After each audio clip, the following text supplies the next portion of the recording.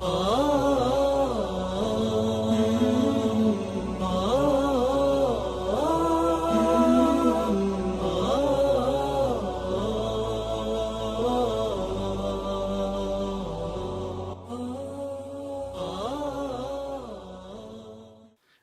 بالله من الشيطان الرجيم. بسم الله الرحمن الرحيم.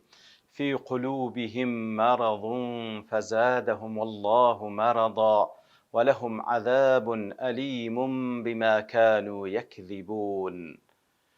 واتا نخوشي لدلكانيان داهيا خوای گەورەش نەخۆشیەکەی زیاد کرد لە بۆیان و هەروها عەزابێکی بە ئازاری چاوەڕوانیان دەکا بە سەبەبی ئەو درۆیانەی کەوادەیان کرد.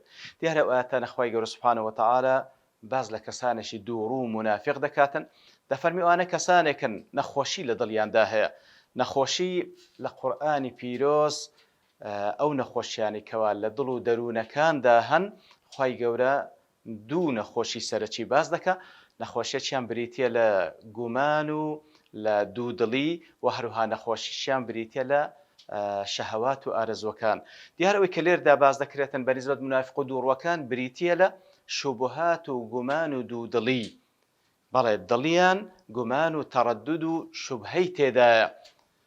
و خوای گەورە سوبحانەهو وتەعالا کاتێکەوە ناو لە نەخۆشی تەڕەدود و لە شەک و گومان دەنێ نەخۆشی، لەبەرەوەی وەکو زانایان دەفەرمون هەروەکو بەنسبەت جەستە کاتێکەوە نەخۆش دەبی ئەو جەستە لە نێوان ژیان و مردنە، ئیتر تەڕەدودیش کە لە دڵ و دەروونی منافقەکان هەیە، ئەو تەڕەدودە وەکو نەخۆشی لە بەینی ئیمان و کوفرە، ئیتر فەزادەهم الله مەرەضا.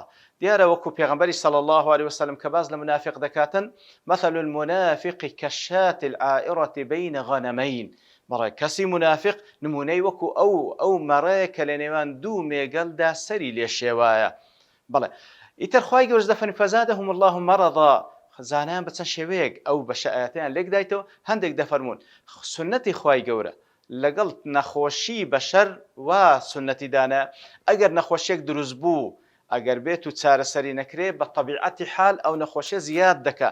ئیتر ئەو سنەتە چێ داینە؟ خوا داینە. کەواتە کاتێک کە ئەوان ئەو نەخۆشی دوودڵیە لە دڵیان دروست بوو، هەوڵیان نەدا عیلاجی بکەن بۆی کەوا لە علمی شەرعی شارەزا بن تاوەکو شوبهەکان نەمینێ، ئیتر ئەو نەخۆشی هەرماوە بە طەبیعەت حال زیادی کرد. لێ فەزادەهم الله مەرەضا لەبەرەوەی خوای گەورە سنەتەی دانە.